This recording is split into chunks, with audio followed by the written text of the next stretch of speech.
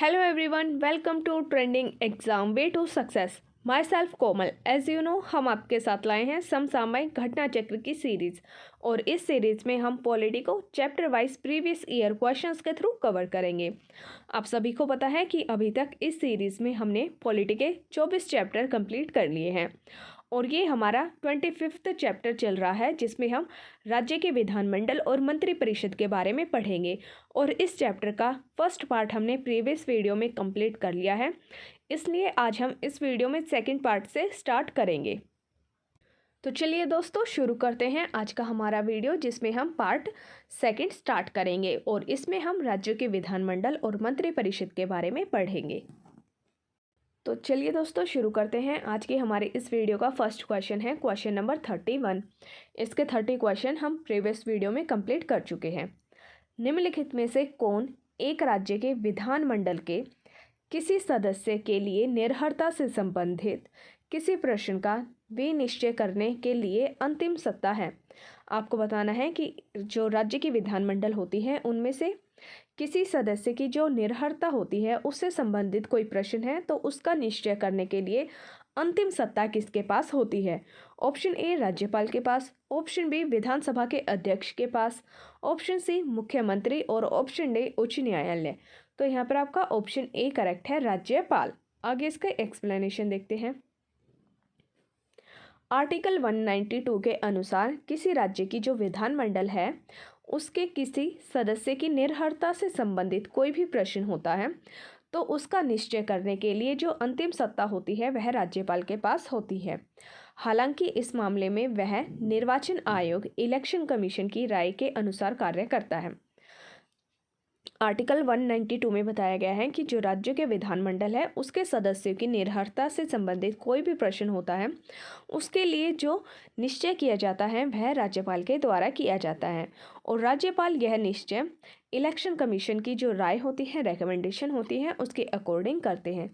किंतु यदि 10वीं अनुसूची जिसमें दल बदल के आधार पर के तहत किसी सदस्य की निर्भरता का प्रश्न उठे तो विधान परिषद के मामले में सभापति और विधानसभा के मामले में अध्यक्ष फैसला करेगा।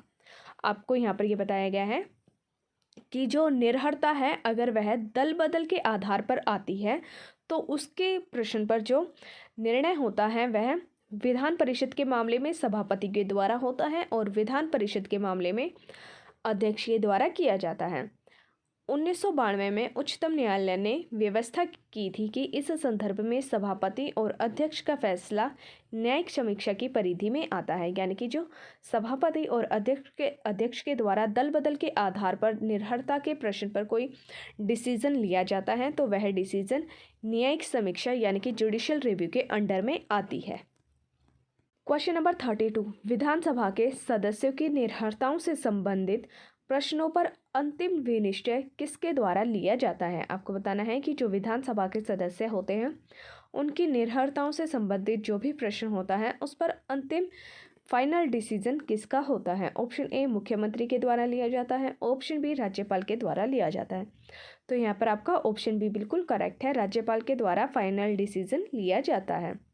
ऑप्शन सी में दिया गया है आपको उच्च न्यायालय के प्रधान न्यायाधीश के द्वारा और ऑप्शन डी विधान सभा के अध्यक्ष के द्वारा, लेकिन आपका ऑप्शन बी करेक्ट है, राज्यपाल के द्वारा फाइनल डिसीजन लिया जाता है।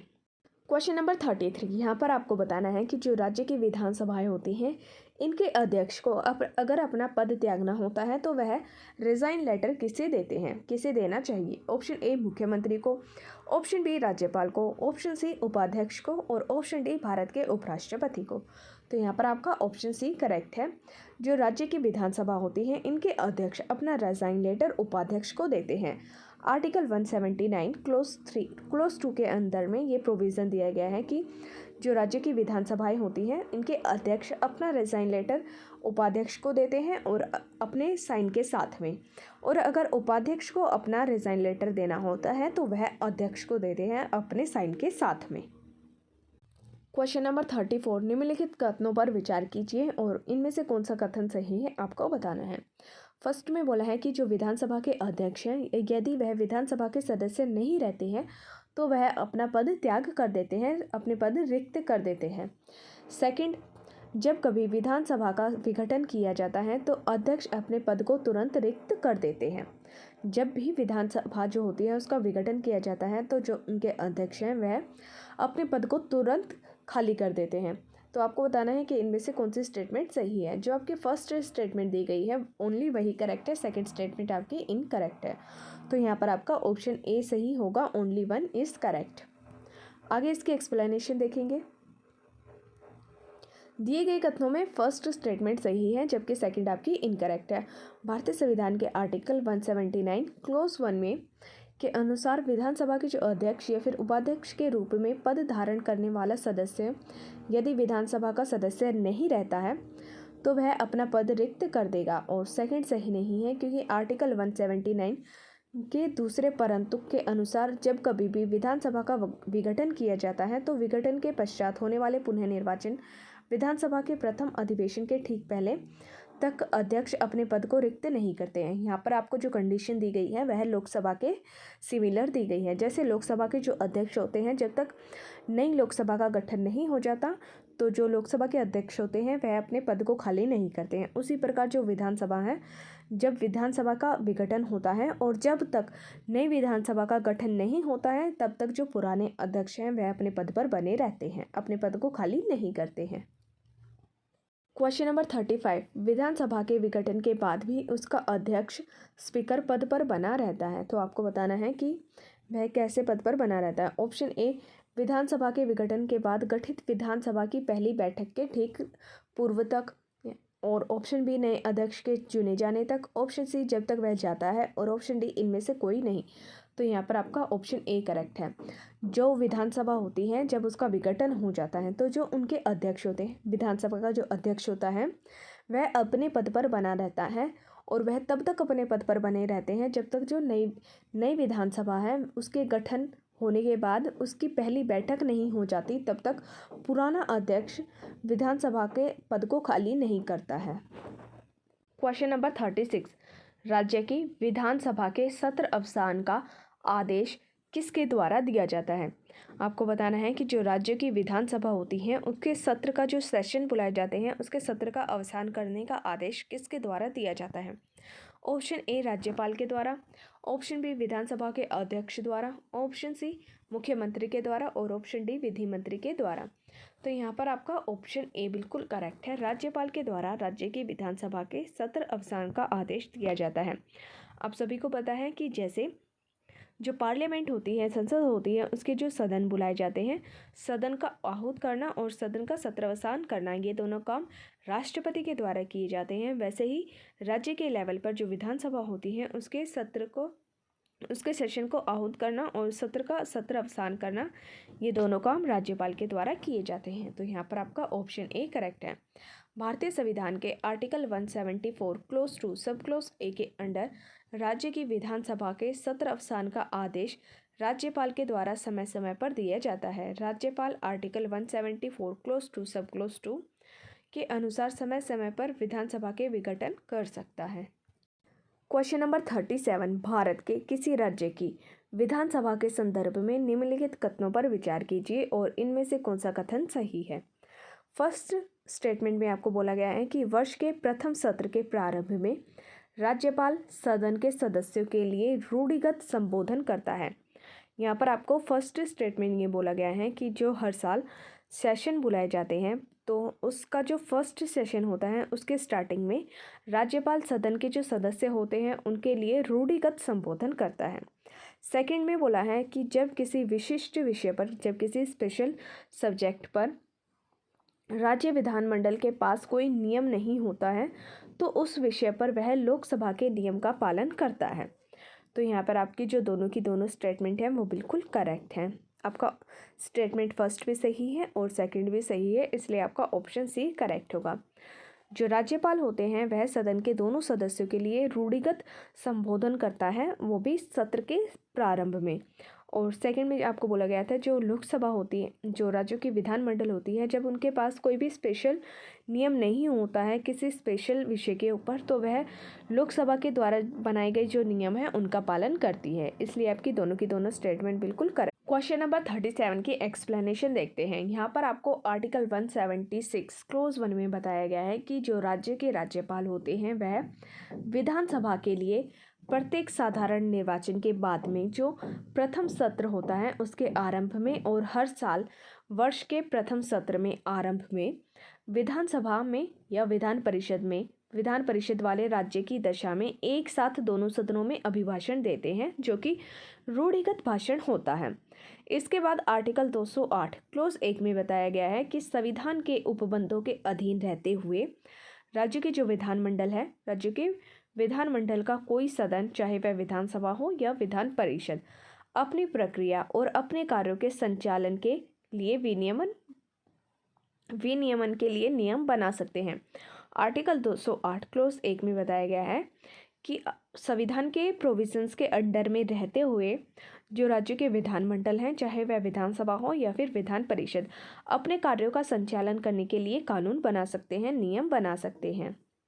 इसके बाद में आपको बताया गया है आर्टिकल 208 क्लोज 2 में बताया गया है कि जब तक खंड 1 के अधीन नियम नहीं बनाए जाते तब तक इस संविधान के प्रारंभ से ठीक पहले तत्स्थानीय प्रांत के विधानमंडल के संबंध में जो प्रक्रिया के नियम और स्थायी आदेश प्रवृत्त थे उस राज्य के विधानमंडल के संबंध में प्रभावी होंगे। इसके अतिरिक्त आर्टिकल 209 के तहत राज्यों का विधानमंडल वित्तीय कार्य को समय से पूरा करने के उद्देश्य से किसी वित्तीय विषय से संबंधित सदन या सदनों की प्रक्रिया और कार्यों के संचालन का विनियमन विधि के द्वारा कर सकता है। साथ ही जब किसी विशिष्ट विषय पर राज्य के विधानमंडल के पास कोई नियम नहीं होता है तो वह उस पर लोकसभा के द्वारा जो बनाए गए नियम हैं उनका पालन कर सकता है। क्वेश्चन नंबर 38, राज्य की विधानसभा निम्नलिखित में से किनके निर्वाचन में भाग लेती है? आपको बताना है कि जो राज्य की विधानसभा होती है वह किसके इलेक्शन में भाग लेती है। फर्स्ट, भारत के राष्ट्रपति, सेकंड, भारत के उपराष्ट्रपति, थर्ड, राज्यसभा के सदस्यों के, और फोर्थ, राज्य विधान परिषद के सदस्यों के। तो यहाँ पर आपका ऑप्शन बी करेक्ट है, जिसमें फर्स्ट, थर्ड और फोर्थ स्टेटमेंट आपकी सही बताई गई है। यानी कि जो राज्य की विधानसभा है वह भारत के राष्ट्रपति, राज्यसभा के सदस्य और राज्य की विधान परिषद के सदस्यों के इलेक्शन में भाग लेती है, लेकिन जो राज्य की विधानसभा है वह उपराष्ट्रपति के इलेक्शन में भाग नहीं लेती है। तो यहाँ पर आपका ऑप्शन बी बिल्कुल करेक्ट है। फर्स्ट, थर्ड और फोर्थ आपका सही है। Option B is correct. आगे इसकी एक्सप्लेनेशन देखेंगे। राज्य विधानसभा, भारत के उपराष्ट्रपति आर्टिकल 54 क्लोज 1, राज्यसभा के सदस्य आर्टिकल 80 क्लोज 4 और राज्य की विधान परिषद के सदस्यों आर्टिकल 171 क्लोज 3 सब क्लोज घ के निर्वाचन में भाग लेती है। और भारतीय संविधान का आर्टिकल 66 क्लोज 1 के तहत भारत के उपराष्ट्रपति का निर्वाचन संसद के दोनों सदनों, जिसमें राज्यसभा और लोकसभा के सदस्यों के द्वारा आनुपातिक प्रतिनिधित्व पद्धति के अनुसार एकल संक्रमणीय मत के द्वारा किया जाता है। यानी कि जो भारत के उपराष्ट्रपति हैं इनके निर्वाचन में संसद के दोनों सदन भाग लेते हैं, राज्यसभा और लोकसभा, लेकिन इनके निर्वाचन में विधानसभा के सदस्य भाग नहीं लेते हैं। क्वेश्चन नंबर 39, राज्य की संचित निधि का संचालन किसके द्वारा किया जाता है? आपको यहाँ पर बताना है कि जो स्टेट का कंसोलिडेटेड फंड होता है उसका संचालन किसके द्वारा किया जाता है। ऑप्शन ए, राज्य के राज्यपाल द्वारा, ऑप्शन बी, राज्य के मुख्यमंत्री के द्वारा, ऑप्शन सी, राज्य के वित्त मंत्री के द्वारा, और ऑप्शन डी, उपयुक्त में से कोई भी नहीं। तो यहाँ पर जो आपको 4 ऑप्शन दिए गए हैं इनमें से आपका ऑप्शन डी करेक्ट है, क्योंकि जो राज्य की संचित निधि होती है, कंसोलिडेटेड जो फंड होता है वह उसका संचालन ना तो राज्यपाल के द्वारा होता है, ना मुख्यमंत्री के द्वारा और ना ही वित्त मंत्री के द्वारा। इनका जो संचालन होता है वह राज्य की विधानमंडल के द्वारा किया जाता है। तो यहाँ पर आपका ऑप्शन डी बिल्कुल करेक्ट है, उपयुक्त में से कोई भी नहीं। आगे देखेंगे क्वेश्चन नंबर 40, निम्नलिखित में से कौन एक राज्य की आकस्मिक निधि की स्थापना के लिए उत्तरदायी होता है? आपको बताना है कि इनमें से कौन है ऐसा जो राज्य की आकस्मिक निधि यानी कि कंटिजेंसी फंड की स्थापना के लिए उत्तरदायी होता है, आंसरेबल होता है। ऑप्शन ए किसी राज्य का विधानमंडल, ऑप्शन बी संसद, ऑप्शन सी राष्ट्रपति और ऑप्शन डी उपयुक्त में से कोई भी नहीं। तो यहाँ पर आपका ऑप्शन ए बिल्कुल करेक्ट होगा, क्योंकि जो राज्य की आकस्मिक निधि है इसकी स्थापना के लिए उत्तरदायी है, आंसरेबल है, वह राज्य की विधानमंडल होती है। तो यहाँ पर आपका ऑप्शन ए बिल्कुल करेक्ट है। इसके एक्सप्लेनेशन में देखते हैं क्या दिया गया है कि भारतीय संविधान के आर्टिकल 267 क्लोज 2 के अनुसार राज्य का विधानमंडल विधि के द्वारा कानून बनाकर अग्रदाय के स्वरूप की एक आकस्मिक निधि की स्थापना कर सकता है, जो राज्य की आकस्मिकता निधि के नाम से जानी जाती है, जिसमें किसी ऐसी विधि के द्वारा अवधारित राशियां समय समय पर जमा की जाती हैं और अन्वेक्षित व्यय का अनुच्छेद आर्टिकल 205 या फिर आर्टिकल 206 के अधीन राज्य के विधानमंडल के द्वारा विधि द्वारा प्राधिकृत किया जाना लंबित रहने तक ऐसी निधि से ऐसे व्यय की पूर्ति के लिए अग्रिम धन हेतु राज्यपाल को समर्थ बनाने के लिए यह निधि राज्यपाल के व्यवधीन रखी जाएगी।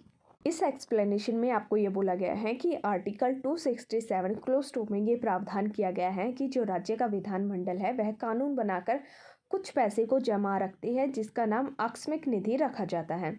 और जो इस आकस्मिक निधि में पैसा जमा किया जाता है वह जो कभी भी किसी भी राज्य पर आपदा आ जाती है उस आपदा के टाइम में उसका इस्तेमाल किया जाता है राज्यपाल के द्वारा। क्वेश्चन नंबर 41, भारतीय संविधान के आर्टिकल 162 के शीर्षक के संबंध में कौन सा सही है। यहाँ पर जो आपको 4 ऑप्शंस दिए गए हैं इनमें से आपको बताना है कि आर्टिकल 162 में जो टाइटल दिया गया है उससे रिलेटेड इनमें से कौन सा ऑप्शन आपका करेक्ट है। ऑप्शन ए राज्य की कार्यपालिका शक्ति, ऑप्शन बी राज्यपाल के कार्यालय के लिए शर्तें, ऑप्शन सी राज्यपाल की पद अवधि और ऑप्शन डी राज्य की कार्यपालिका शक्ति का विस्तार। तो यहाँ पर आपका ऑप्शन डी बिल्कुल करेक्ट है। जो भारतीय संविधान का आर्टिकल 162 है उसके अंडर में राज्य की जो कार्यपालिका की शक्तियाँ हैं उसके विस्तार के बारे में बताया गया है। आगे इसके एक्सप्लेनेशन देखेंगे। भारतीय संविधान का आर्टिकल 162 राज्य की कार्यकारी शक्ति के विस्तार संबंधी उपबंध करता है। इस अनुच्छेद के अनुसार इस संविधान के उपबंधों के अधीन रहते हुए किसी राज्य की कार्यपालिका शक्तियों का विस्तार उन विषयों पर होगा जिनके संबंध में उस राज्य के विधानमंडल की विधि बनाने की शक्ति होती है। क्वेश्चन नंबर 42 देखेंगे। धन विधेयक के अतिरिक्त कोई ऐसा विधेयक जो धन विधेयक ना हो। एक विधेयक जो विधानसभा ने पहली बार में ही पारित कर दिया है विधान परिषद में कितने महीने तक पड़ा रह सकता है। आपको बताना है कि कोई विधेयक है जिसे विधानसभा ने पहली बार में ही पारित कर दिया है, अब उसे विधान परिषद में भेजा जाएगा पारित होने के लिए, तो वह जो विधानसभा है वह कितने टाइम तक उस विधेयक को अपने पास रोक सकती है। ऑप्शन ए 1 महीने से अधिक नहीं रोक सकती, ऑप्शन बी 2 महीने से अधिक नहीं रोक सकती, ऑप्शन सी 3 महीने से अधिक नहीं रोक सकती और ऑप्शन डी उपयुक्त में से कोई भी नहीं। तो यहाँ पर आपका ऑप्शन सी बिल्कुल करेक्ट होगा। जो विधान परिषद है वह किसी ऐसे विधेयक को जिसे विधानसभा के द्वारा पहली बार में ही पारित कर दिया गया हो उस विधेयक को 3 महीने से अधिक अपने पास नहीं रोक सकती। क्वेश्चन नंबर 42 की एक्सप्लेनेशन देखते हैं। भारतीय संविधान का आर्टिकल 197 इसमें कुछ प्रोविज़न दिए गए हैं जिसमें धन विधेयकों से भिन्न विधेयकों के बारे में विधान परिषद की जो शक्तियां हैं उनके बारे में कुछ प्रोविज़न दिए गए हैं। इसके बाद आर्टिकल 197 क्लोज 1 सब क्लोज 2 के अनुसार धन विधेयकों के अतिरिक्त कोई एक विधेयक जिसे विधानसभा में पहली बार में ही पारित कर दिया है उसे विधान परिषद के समक्ष विधेयक रखे जाने की तारीख से 3 महीने से अधिक नहीं रोका जा सकता। आर्टिकल 197 क्लोज 1 सब क्लोज 2 में ये बोला गया है कि कोई ऐसा विधेयक जो धन विधेयक नहीं है उसे विधानसभा ने पहली बार में ही पारित कर दिया है और अब उसे विधान परिषद के समक्ष रखा गया है। तो जिस तारीख को विधान परिषद के समक्ष उसे रखा जाता है उससे लेकर आगे के 3 महीने से अधिक विधान परिषद उसे अपने पास नहीं रोक सकती है। तो विधान परिषद मैक्सिमम किसी भी विधेयक को अपने पास रोक सकती है उसका टेन्योर दिया गया है, टाइम दिया गया है 3 महीने। इसके बाद क्वेश्चन नंबर 43 देखेंगे। विधान परिषद किसी साधारण विधेयक को निम्नलिखित में से किस अवधि तक रोक सकती है? यहाँ पर आपको बताना है कि जो साधारण विधेयक होते हैं विधान परिषद उसे अपने पास कितने महीने तक रोक सकती है? ऑप्शन ए 3 महीने, ऑप्शन बी 4 महीने, ऑप्शन सी 6 महीने और ऑप्शन डी 14 दिन। यहाँ पर आपका ऑप्शन बी बिल्कुल करेक्ट है। जो साधारण विधेयक होता है विधान परिषद उसे अपने पास 4 महीने तक रोक सकती है। आगे इसके एक्सप्लेनेशन देखेंगे। आर्टिकल 197 धन विधेयक से भिन्न विधेयक साधारण विधेयक को विधान परिषद प्रथम बार में 3 महीने तक और विधानसभा के द्वारा पुनः पारित किए जाने पर 1 महीने तक यानी कि कुल मिलाकर 4 महीने तक ही रोक सकती है। धन विधेयकों को विधान परिषदों को 14 दिन की अवधि के भीतर लौटाना होता है। यहाँ पर आपको क्वेश्चन नंबर 42 और क्वेश्चन नंबर 43 में एक छोटा सा डिफरेंस दिया गया है।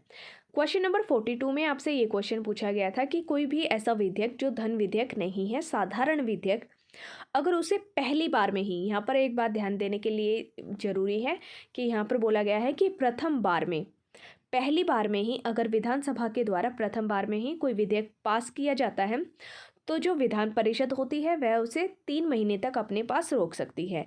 लेकिन क्वेश्चन नंबर 43 यहाँ पर आपको एक छोटा सा डिफरेंस दिया गया है। वहाँ पर आपको बताया गया था कि विधान परिषद 3 महीने तक विधेयक को अपने पास रोक सकती है, लेकिन यहाँ पर आपको आंसर में 4 महीने दिए गए हैं, क्योंकि यहाँ पर जो बात की गई है वह पुनः पारित किए जाने के बारे में बताया गया है।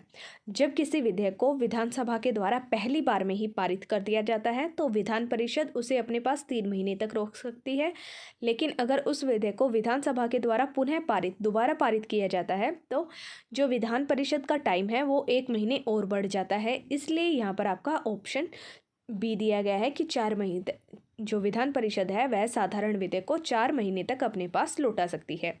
और यहाँ पर आपको ये भी बताया गया है कि जो धन विधेयक होते हैं विधान परिषदों को 14 दिन के अंदर उसे वापस लौटाना होता है। क्वेश्चन नंबर 44 राज्य में धन विधेयक मनी बिल प्रस्तुत किया जाता है। आपको बताना है कि जब राज्य में धन विधेयक मनी बिल प्रस्तुत किया जाता है तो वह कहाँ पर किया जाता है, किस सदन में किया जाता है? ऑप्शन ए दोनों में से किसी भी सदन में किया जा सकता है, ऑप्शन बी दोनों में परस्पर एक साथ किया जाता है, ऑप्शन सी केवल विधानसभा में किया जाता है और ऑप्शन डी केवल उच्च सदन में किया जाता है। तो यहाँ पर आपका ऑप्शन सी बिल्कुल करेक्ट है, केवल विधानसभा में किया जाता है। जैसे कि केंद्र के लेवल पर जो धन विधेयक होता है उसे लोकसभा में ही प्रस्तुत किया जाता है, वैसे ही राज्य के लेवल पर जो धन विधेयक होता है उसे केवल विधानसभा में ही प्रस्तुत किया जाता है। राज्य में धन विधेयक मनी बिल केवल विधानसभा में ही प्रस्तुत किया जा सकता है। संविधान के आर्टिकल 198 क्लोज 1 के अनुसार धन विधेयक विधान परिषद में पूर्व स्थापित नहीं किया जाता है। तो यहाँ पर आपका ऑप्शन सी बिल्कुल करेक्ट है। जो मनी बिल होता है उसे केवल विधानसभा में ही प्रस्तुत किया जाता है। आगे क्वेश्चन नंबर 45 देखेंगे। यदि बजट विधानसभा में पूर्व स्थापित होने से पहले खुल जाए तो क्या होता है? यहाँ पर आपको बताना है कि जो बजट होता है अगर वह विधानसभा में पूर्व स्थापित होने से पहले ही अगर खुल जाता है तो क्या होता है?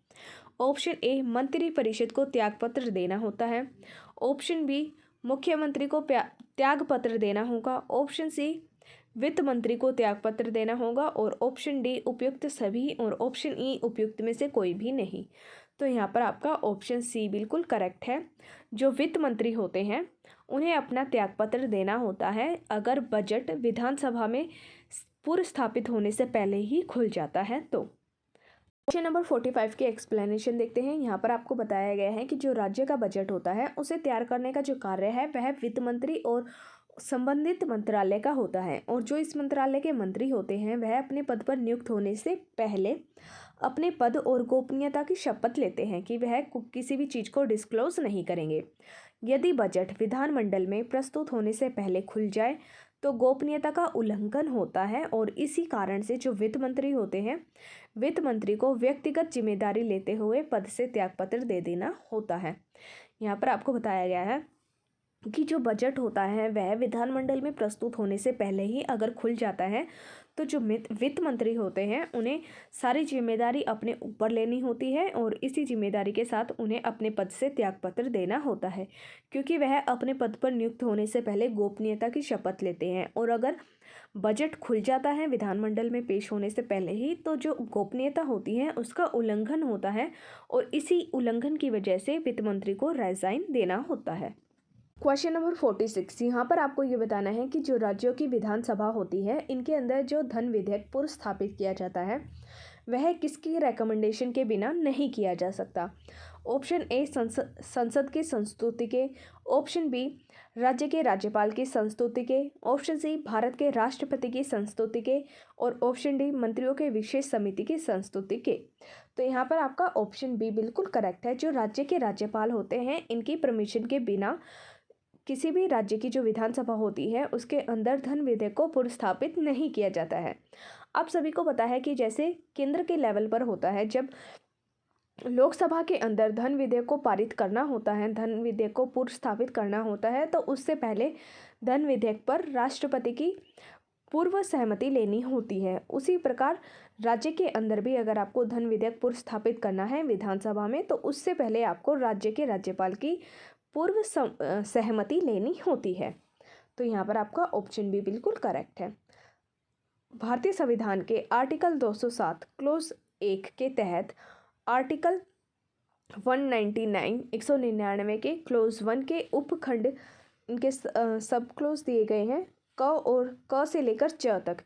इनमें कुछ प्रावधानों वाला कोई भी विधेयक अर्थात धन विधेयक राज्य विधानसभा में बगैर संबंधित राज्य के राज्यपाल की संस्तुति के पुरस्थापित नहीं किया जाएगा। तो यहाँ पर आपको दो आर्टिकल्स दिए गए हैं, आर्टिकल 207 क्लोज 1 और आर्टिकल 199 क्लोज 1, जिसके अंदर कुछ सब क्लोज आर्टिकल्स भी दिए गए हैं। उनके अंदर कुछ प्रावधान किया गया है और आपको बताया गया है कि ये विधेयक ऐसे हैं जिनके पुरस्थापित करने से पहले राज्यपाल की पूर्व सहमति लेनी होती है।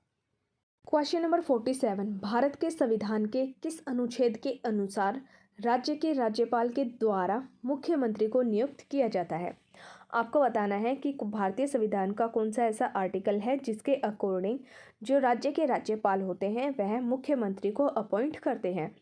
Option A article 163, option B article 164, option C article 165 और ऑप्शन डी आर्टिकल 166। तो यहाँ पर आपका ऑप्शन बी बिल्कुल करेक्ट है। आर्टिकल 164 के अंडर में कुछ प्रोविजंस दिए गए हैं जिसमें बताया गया है कि जो राज्य के राज्यपाल हैं वह उस राज्य के मुख्यमंत्री को अपॉइंट करते हैं।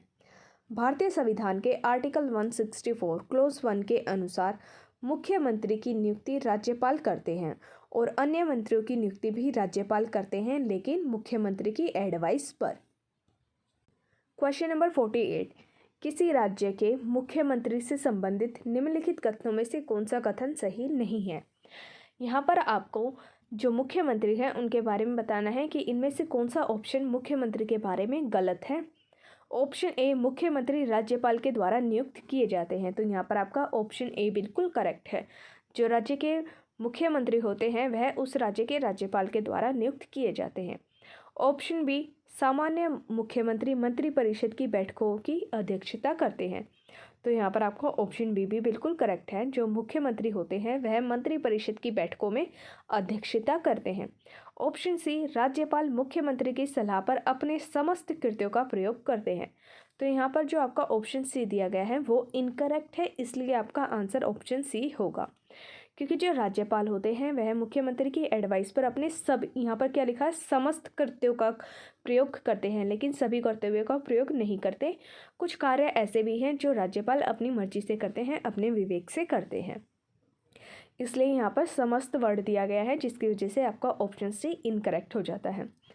ऑप्शन डी में आपको दिया गया है कि मंत्रियों की नियुक्ति राज्यपाल मुख्यमंत्री की सलाह पर करते हैं। बिल्कुल सही है।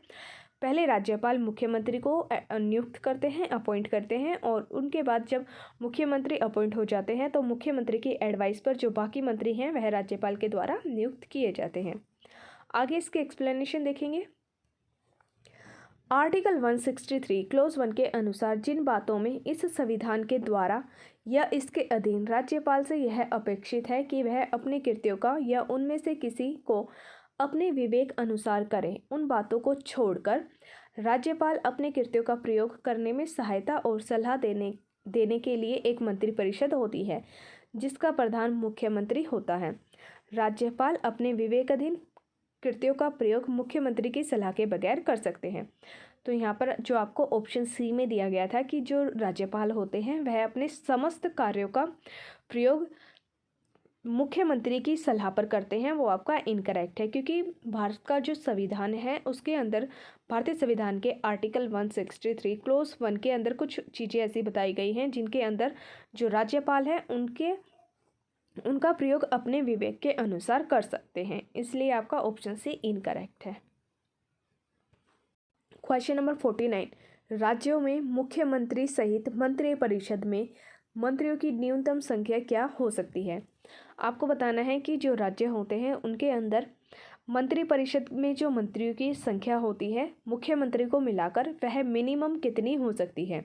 Option A 10, option B 12, option C 13 और ऑप्शन डी 14। तो यहाँ पर आपका ऑप्शन बी करेक्ट है। मुख्यमंत्री को मिलाकर मंत्रिपरिषद में जो मंत्रियों की न्यूनतम संख्या होती है वह 12 हो सकती है। भारतीय संविधान के आर्टिकल 164 क्लोज 1 सब क्लोज ए के अंडर में मंत्रिपरिषद में मंत्रियों की संख्या के बारे में बताया गया है, उनका प्रोविज़न है।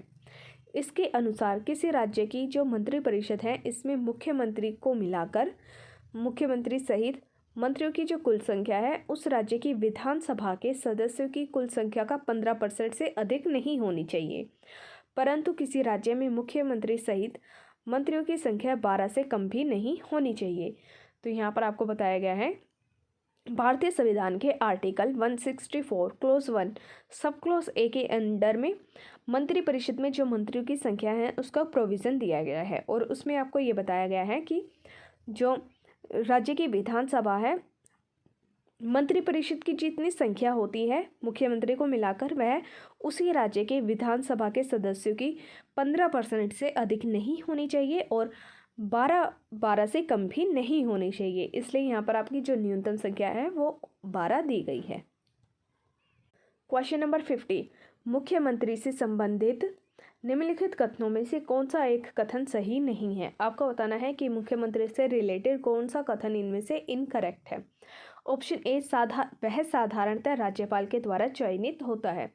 यहाँ पर आपका जो ऑप्शन ए दिया गया है वो इनकरेक्ट है, वो गलत है, इसलिए यहाँ पर आपका ऑप्शन ए इस क्वेश्चन का आंसर सही होगा, क्योंकि जो मुख्यमंत्री होता है उनका इलेक्शन होता है वह राज्यपाल के द्वारा, साधारणतः राज्यपाल के द्वारा चयनित नहीं होता बल्कि वह औपचारिक नियुक्ति होती है राज्यपाल के द्वारा।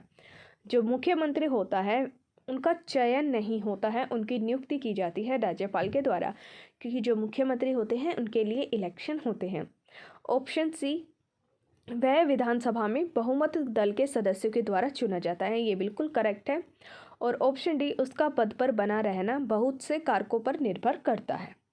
तो यहाँ पर आपका जो ऑप्शन बी, सी और डी दिया गया है मुख्यमंत्री के बारे में वो बिल्कुल करेक्ट है, लेकिन आपका ऑप्शन ए इनकरेक्ट है, क्योंकि जो मुख्यमंत्री होते हैं वह राज्यपाल के द्वारा चयनित नहीं होते, नॉमिनेट नहीं होते हैं, उनका इलेक्शन होता है। आगे इसके एक्सप्लेनेशन देखते हैं। भारत के संविधान के आर्टिकल 164 क्लोज 1 के अनुसार मुख्यमंत्री की नियुक्ति अपॉइंटमेंट राज्यपाल के द्वारा होती है और जो अन्य मंत्री होते हैं उनकी अपॉइंटमेंट भी राज्यपाल के द्वारा होती है, लेकिन मुख्यमंत्री की एडवाइस पर। राज्यपाल मुख्यमंत्री की औपचारिक नियुक्ति करता है, ना कि उसका चयन करता है। तो यहाँ पर आपका ऑप्शन ए इनकरेक्ट दिया गया है। क्वेश्चन नंबर 51, बिना विधानसभा का सदस्य निर्वाचित हुए कोई मंत्री किस समय तक पद पर बना रह सकता है।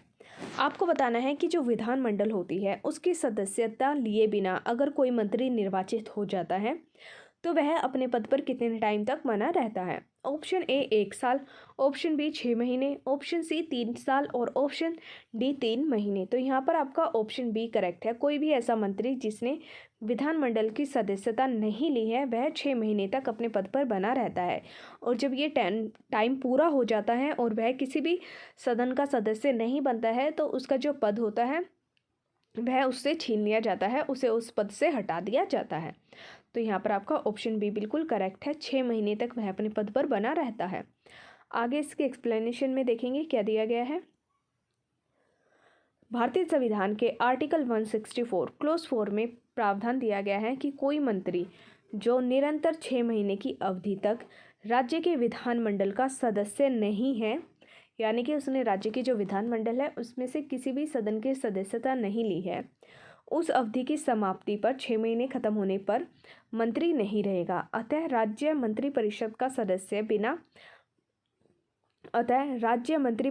बिना सदस्य राज्य विधानमंडल का सदस्य बने 6 महीने तक अपने पद पर रह सकता है, और यदि वह 6 महीने के अंदर विधानमंडल का सदस्य नहीं बन पाता है तो उसे त्यागपत्र देना होता है।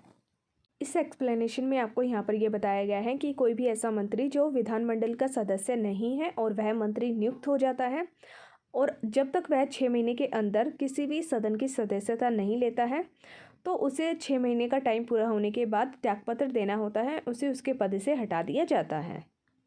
क्वेश्चन नंबर 52, निम्नलिखित कथनों पर विचार कीजिए और इनमें से कौन सा कथन सही है आपको बताना है। तो फर्स्ट स्टेटमेंट देखते हैं क्या दिया गया है। भारत के संविधान के अनुसार कोई भी ऐसा व्यक्ति जो मतदान के लिए योग्य होता है किसी राज्य में 6 महीने के लिए मंत्री बनाया जा सकता है, तब भी वह जब कि वह उस राज्य के विधानमंडल का सदस्य नहीं है। यहाँ पर आपको ये बताया गया है कि भारत के संविधान में ये बात बोली गई है कि कोई भी ऐसा व्यक्ति जो वोट दे सकता है, वोट देने के लिए एलिजिबल है, वह किसी भी राज्य के अंदर 6 महीने के लिए मंत्री बनाया जा सकता है, और वह तब भी बनाया जाएगा जब उस राज्य के विधानमंडल का वह सदस्य नहीं है। तो जो आपकी फर्स्ट स्टेटमेंट है वो इनकरेक्ट है, ये गलत स्टेटमेंट दी गई है।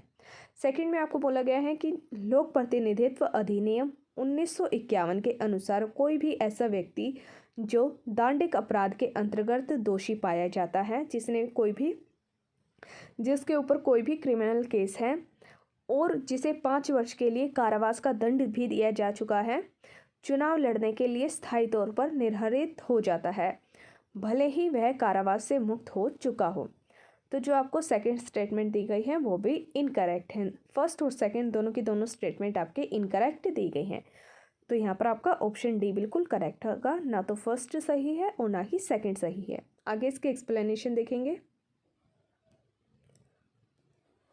भारतीय संविधान के आर्टिकल 164 क्लोज 4 में प्रावधानों के तहत कोई व्यक्ति राज्य के विधानमंडल का सदस्य न होने पर भी 6 महीने की अवधि के लिए मंत्री तो बनाया जा सकता है। साथ ही आर्टिकल 173 के अनुसार कोई भी व्यक्ति किसी राज्य के विधानमंडल के किसी स्थान को भरने के लिए चुने जाने के लिए तभी एलिजिबल होता है जब वह भारत का नागरिक होता है, तथा निर्वाचन आयोग के द्वारा इस निमित्त प्राधिकृत किसी व्यक्ति के समक्ष तीसरी अनुसूची में इस उद्देश्य के लिए दिए गए जो प्रारूप हैं उनके अनुसार शपथ लेकर अपने साइन करता है। तो सेकंड आपको बोला गया है कि वह विधानसभा के स्थान के लिए कम से कम 25 वर्ष की आयु का और विधान परिषद के स्थान के लिए कम से कम 30 वर्ष की आयु का होना चाहिए। इस क्वेश्चन में आपकी जो फर्स्ट स्टेटमेंट है वो इसलिए इनकरेक्ट दी गई है क्योंकि इसमें जो मिनिमम एज बताई गई है विधानमंडल में निर्वाचित होने के लिए, उसमें बोला गया है कि कोई भी ऐसा व्यक्ति जो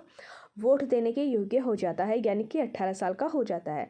लेकिन यहाँ पर आपको बताया गया है कि विधानसभा के स्थान के लिए अगर आपको इलेक्ट होना है तो उसके लिए आपकी आयु कम से कम 25 साल की होनी चाहिए, और अगर आपको विधान परिषद के लिए निर्वाचित होना है तो उसके लिए आपकी जो मिनिमम एज है वो 30 होनी चाहिए। लेकिन आपको स्टेटमेंट फर्स्ट में बताया गया था कि आप 18 साल के हो जाएं तो आप एलिजिबल हो सकते हैं, इसलिए आपकी फर्स्ट स्टेटमेंट इनकरेक्ट है। आगे थर्ड पॉइंट में देखते हैं क्या दिया गया है कि उसके पास ऐसी अन्य योग्यताएं भी होनी चाहिए जो उस उद्देश्य से संसद के द्वारा बनाई गई किसी विधि के द्वारा उसके अधीन विहित की जाए। आगे संविधान के अनुच्छेद 326 के अंतर्गत 18 वर्ष या उससे अधिक आयु का कोई भी व्यक्ति लोकसभा या राज्यसभा के निर्वाचनों में मतदान कर सकता है, परंतु विधानमंडल का सदस्य निर्वाचित होने के लिए न्यूनतम जो आयु सीमा है वह 25 और 30 वर्ष की गई है। विधानसभा के लिए 25 और विधान परिषद के लिए 30 वर्ष, इसलिए आपकी फर्स्ट स्टेटमेंट इनकरेक्ट है। आगे इसमें देखेंगे क्या दिया गया है। लोक प्रतिनिधित्व अधिनियम 1951 की धारा 8 में कतिपय अपराधों के लिए दोष सिद्धि पर निर्भरता का वर्णन किया गया है। धारा 8 क्लोज 1 में के अंतर्गत विशिष्ट अपराधों के लिए जुर्माना और कारावास से दंडित व्यक्ति दोष सिद्धि की तिथि से निर्धारित होगा और उसके छोड़े जाने से 6 वर्ष के अतिरिक्त अवधि के लिए निर्धारित माना जाता है। धारा 8 क्लोज 3 के अनुसार सिद्ध दोष अपराध और न्यूनतम 2 वर्ष के कारावास से दंडित व्यक्ति दोष सिद्धि की तिथि से निर्धारित होगा और उसे छोड़े जाने के 6 वर्ष के अतिरिक्त अवधि के लिए निर्धारित बना रहेगा। इसके तहत स्थायी तौर पर निर्धारित किए जाने का प्रावधान नहीं है। तो यहाँ पर आपको ये बताया गया है कि कोई भी ऐसा व्यक्ति जिसे 2 साल का कारावास मिला है, उसका जो जिस तारीख से उसके दोष की सिद्धि होती है उस तारीख से लेकर उसे छोड़े जाने के जब 6 साल पूरे हो जाते हैं तो उसके बाद वह एलिजिबल हो जाता है विधानमंडल का सदस्य बनने के लिए। क्वेश्चन नंबर 53, राज्य सरकार के मंत्रियों के वेतन और भत्तों का निर्धारण किसके द्वारा किया जाता है। जो राज्य सरकार होती है इनके मंत्रियों का वेतन और भत्ते का जो निर्धारण किया जाता है वह किसके द्वारा होता है। ऑप्शन ए मुख्यमंत्री के द्वारा, ऑप्शन बी राज्यपाल के द्वारा, ऑप्शन सी मुख्य सचिव के द्वारा और ऑप्शन डी राज्य की विधानसभा के द्वारा। तो यहाँ पर आपका ऑप्शन डी बिल्कुल करेक्ट है। राज्य सरकार के जितने भी मंत्री होते हैं इनके वेतन और भत्तों का निर्धारण राज्य की विधानसभा के द्वारा किया जाता है। राज्य सरकार के मंत्रियों के वेतन और भत्तों का निर्धारण आर्टिकल 164 क्लोज 5 के तहत राज्य की विधानमंडल के द्वारा विधि बनाकर किया जाता है। क्वेश्चन नंबर 54, निम्न में से मुख्यमंत्री के संवैधानिक कर्तव्यों का दिए गए कूट से चयन कीजिए। यहाँ पर आपको 4 स्टेटमेंट में मुख्यमंत्री के संवैधानिक कर्तव्य दिए गए हैं और आपको बताना है कि इनमें से कौन सा कार्य सही है। फर्स्ट, मुख्यमंत्री राज्य के कार्यों के प्रशासन से संबंधित विनिश्चय राज्यपाल को संसूचित करते हैं, यानी कि प्रशासन से रिलेटेड जितना भी कार्य होता है राज्य का, मुख्यमंत्री उसे राज्यपाल को बताते हैं। सेकंड में बोला गया है कि मुख्यमंत्री विधान विषयक प्रस्तावनाओं के बारे में राज्यपाल को बताते हैं, संसूचित करते हैं। जो मुख्यमंत्री होते हैं लॉ से रिलेटेड जितने भी कार्य होते हैं वह राज्यपाल को बताते हैं। थर्ड में आपको बताया गया है कि मुख्यमंत्री राष्ट्रीय विकास परिषद की बैठकों में भाग लेते हैं।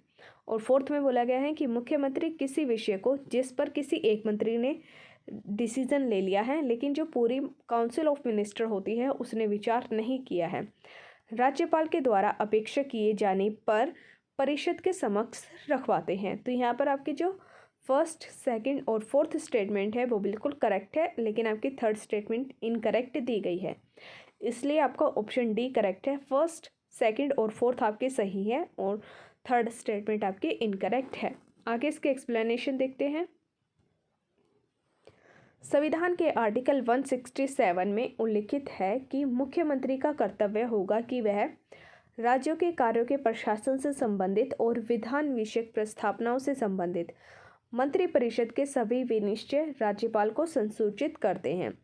राज्य के कार्यों का प्रशासन संबंधी और विधान विषयक प्रस्तावनाओं संबंधी जो जानकारी राज्यपाल मांगते हैं वह उन्हें देनी होती है तथा किसी विषय को जिस पर किसी मंत्री ने विनिश्चय कर लिया है, डिसीजन ले लिया है, लेकिन मंत्रिपरिषद ने उस पर विचार नहीं किया है, राज्यपाल के द्वारा अपेक्षा किए जाने पर मंत्रिपरिषद के समक्ष विचार के लिए रखा जाता है। मुख्यमंत्री राष्ट्रीय विकास परिषद की बैठक में भाग लेना संवैधानिक कर्तव्य न होकर प्रशासनिक कर्तव्य होता है। जब मुख्यमंत्री किसी राष्ट्रीय विकास परिषद में भाग लेते हैं तो वह उनका संवैधानिक कर्तव्य नहीं होता है, बल्कि वह उनका प्रशासनिक कर्तव्य होता है। क्वेश्चन नंबर 55, संविधान का कौन सा अनुच्छेद मुख्यमंत्री के दायित्वों को परिभाषित करता है। आपको बताना है कि भारतीय संविधान के किस आर्टिकल में मुख्यमंत्री की ड्यूटीज़ के बारे में बताया गया है। Option A article 162, option B article 164, option C article 165 और ऑप्शन डी आर्टिकल 167। तो यहाँ पर आपका ऑप्शन डी बिल्कुल करेक्ट है। आर्टिकल 167 में कुछ प्रोविजंस दिए गए हैं जिनके अंदर मुख्यमंत्री के दायित्वों के बारे में बताया गया है कि कुछ ऐसे कार्य होते हैं जिनको मुख्यमंत्री को राज्यपाल को बताना जरूरी होता है। आगे नेक्स्ट क्वेश्चन देखेंगे, क्वेश्चन नंबर 56। जम्मू कश्मीर के मुख्यमंत्री की कार्य अवधि कितने टाइम की होती है? जो जम्मू कश्मीर के मुख्यमंत्री हैं उनका टेन्योर कितना होता है? ऑप्शन ए 4 साल, ऑप्शन बी 5 साल, ऑप्शन सी 6 साल और ऑप्शन डी 7 साल। तो यहाँ पर आपका ऑप्शन बी बिल्कुल करेक्ट है। 5 साल का मुख्यमंत्री का कार्य अवधि 5 साल की होती है जम्मू कश्मीर के मुख्यमंत्री की। आगे इसके एक्सप्लेनेशन देखते हैं। जम्मू कश्मीर राज्य की विधानमंडल का कार्यकाल 6 वर्ष का होता था। पहले 6 वर्ष का होता था और विधानसभा में बहुमत दल का नेता ही मुख्यमंत्री बनता है और वह तब तक अपने पद पर रहता है जब तक कि उसे विधानसभा में बहुमत का समर्थन प्राप्त होता है। अतः मुख्यमंत्री का कार्यकाल निश्चित नहीं होता है, परंतु इसे सामान्यतः विधानसभा के कार्यकाल तक माना जाता है। जम्मू कश्मीर के पुनर्गठन अधिनियम 2019 के अनुसार वर्तमान में जम्मू और कश्मीर संघ राज्य क्षेत्र यूनियन टेरिटरी है अब जम्मू कश्मीर। इसकी विधानसभा का जो कार्यकाल है वह 5 साल प्रावधानित किया गया है। 2019 का जो जम्मू कश्मीर पुनर्गठन अधिनियम है उसमें बताया गया है कि जम्मू कश्मीर जो कि अब एक यूनियन टेरिटरी है, इसकी विधानसभा का कार्यकाल 5 साल होगा, जो पहले 6 साल हुआ करता था। Question number 57। भारत के किस राज्य में सर्वप्रथम महिला मुख्यमंत्री हुई थी? आपको बताना है कि भारत का कौन सा ऐसा राज्य था जिसमें पहली बार किसी फीमेल सीएम को बनाया गया था, किसी फीमेल को सीएम बनाया गया था। Option A Uttar Pradesh, option B Bihar, option C Tamil Nadu और ऑप्शन डी दिल्ली। तो यहाँ पर आपका ऑप्शन ए करेक्ट है। उत्तर प्रदेश एक ऐसा राज्य था जिसमें पहली बार किसी महिला को मुख्यमंत्री बनाया गया था। सुचेता कृपलानी भारत के किसी भी राज्य की मुख्यमंत्री बनने वाली पहली महिला थी। वे 1963 में उत्तर प्रदेश राज्य की चौथी मुख्यमंत्री बनी थी। आगे देखेंगे क्वेश्चन नंबर 58। भारत की पहली मुख्यमंत्री कौन बनी थी? आपको बताना है कि भारत की जो पहली फीमेल मुख्यमंत्री थी, फीमेल सीएम थी, महिला मुख्यमंत्री, वह कौन थी? Option A Indira Gandhi, option B Sucheta Kripalani, option C Sarojini Naidu और ऑप्शन डी जयललिता। तो यहाँ पर आपका ऑप्शन बी बिल्कुल करेक्ट है। सुचेता कृपलानी उत्तर प्रदेश की चौथी मुख्यमंत्री थी जो भारत की पहली महिला मुख्यमंत्री बनी थी। Question number 59। यहाँ पर आपको 2 स्टेटमेंट दी गई हैं और इनमें से आपको बताना है कि कौन सी स्टेटमेंट करेक्ट है। फर्स्ट में बोला है कि किसी राज्य के मुख्य सचिव को उस राज्य के राज्यपाल के द्वारा नियुक्त किया जाता है। कोई भी राज्य है जो उस राज्य के मुख्य सचिव होते हैं उन्हें उसी राज्य के राज्यपाल के द्वारा अपॉइंट किया जाता है। तो यहाँ पर आपकी फर्स्ट स्टेटमेंट बिल्कुल करेक्ट है। और सेकंड में बोला है कि राज्य में मुख्य सचिव का नियत कार्यकाल होता है, यानी कि जो राज्य के मुख्य सचिव होते हैं उनका जो टेन्योर होता है वो फिक्स होता है। लेकिन ये आपकी स्टेटमेंट इनकरेक्ट है क्योंकि राज्य के मुख्य सचिव का जो टेन्योर होता है वो फिक्स नहीं होता है, इसलिए आपकी सेकंड स्टेटमेंट इनकरेक्ट हुई। तो यहाँ पर आपका ऑप्शन ए करेक्ट है, ओनली 1। आगे इसके एक्सप्लेनेशन देखेंगे। राज्य के मुख्य सचिव की नियुक्ति उस राज्य के राज्यपाल के द्वारा की जाती है। सामान्यतः उसकी नियुक्ति प्रशासनिक पदों पर कार्य के विशद अनुभव, प्रशासनिक प्रतिष्ठा और वरीयता आदि के आधार पर की जाती है और जो मुख्य सचिव का कार्यकाल होता है वह फिक्स नहीं होता है। Question number 60। राज्य सचिवालय के प्रशासन में मंत्रिमंडल को जाने वाली सभी नस्तियाँ किसके माध्यम से भेजी जानी आवश्यक होती है? यहाँ पर आपको बताना है कि जो राज्य के सचिवालय के प्रशासन में मंत्रिमंडल को जो सभी नस्तियाँ जाती हैं वह किसके द्वारा भेजी जाती हैं?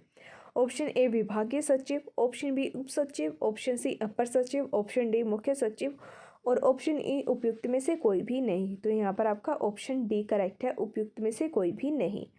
आगे इसके एक्सप्लेनेशन देखते हैं। राज्य सचिवालय के प्रशासन में मंत्रिमंडल को जाने वाली सभी नस्तियाँ यानी कि फाइल्स जो होती है वह मुख्य सचिव के माध्यम से भेजी जानी आवश्यक होती है, क्योंकि वह मंत्रिमंडल के समक्ष आने वाले कार्यों का प्रभारी होता है।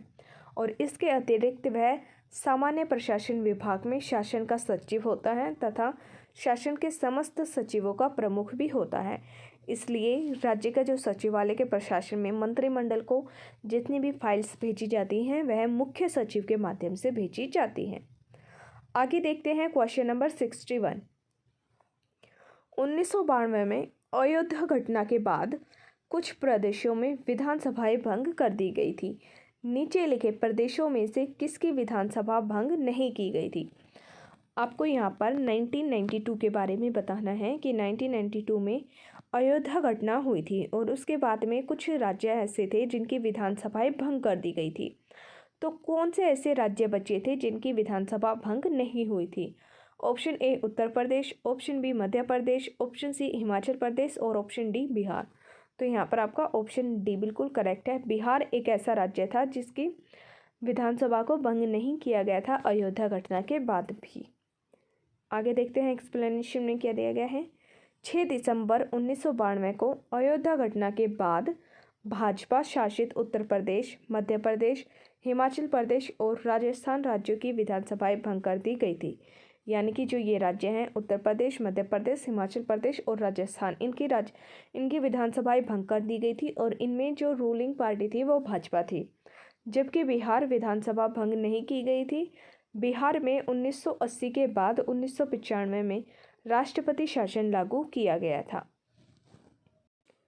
Question number 62। निम्न राज्यों में से किस एक राज्य ने मुसलमानों के लिए नौकरी और शिक्षा में प्रवेश हेतु आरक्षण प्रस्तावित किया था?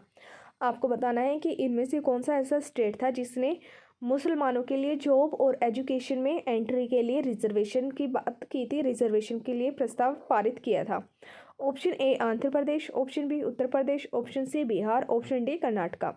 तो यहाँ पर आपका ऑप्शन ए बिल्कुल करेक्ट है। आंध्र प्रदेश एक ऐसा राज्य था जिसने मुसलमानों के लिए नौकरी और शिक्षा में प्रवेश के लिए रिजर्वेशन की बात की थी। आगे इसके एक्सप्लेनेशन देखेंगे। 2004 में आंध्र प्रदेश की सरकार के द्वारा मुसलमानों के लिए नौकरी और शिक्षा में प्रवेश के लिए आरक्षण लागू किया गया था और जिस पर उच्च न्यायालय के द्वारा रोक लगा दी गई थी। 2007 में आंध्र प्रदेश सरकार ने इस आरक्षण को 4% करते हुए, ताकि कुल आरक्षण जो है वो 50% की सीमा के अंदर ही रहे, पुनः आरक्षण लागू किया था। 2004 में पहली बार किया था, फिर उसे उच्च न्यायालय के द्वारा, हाईकोर्ट के द्वारा रोक दिया गया था, फिर उसे 2007 में दोबारा से लागू किया गया था, जिसे यद्यपि पुनः उच्च न्यायालय ने खारिज कर दिया गया था और उसे 2007 में दोबारा पारित होने के बाद भी हाईकोर्ट के द्वारा उसे खारिज कर दिया गया था। तथापि मार्च 2010 में सर्वोच्च न्यायालय के द्वारा अंतरिम निर्णय, फाइनल डिसीजन देते हुए इस आरक्षण को स्वीकार किया गया था और सर्वोच्च न्यायालय ने अब तक ये मामला संविधान की पीठ के समक्ष लंबित रखा हुआ है, यानी कि ये जो केस है ये पेंडिंग है। 2017 में तेलंगाना राज्य की विधायिका के द्वारा मुसलमानों के लिए आरक्षण को 4% से बढ़ाकर 12% कर दिया गया करने के लिए विधेयक पारित किया गया था, जिसे लागू नहीं किया गया।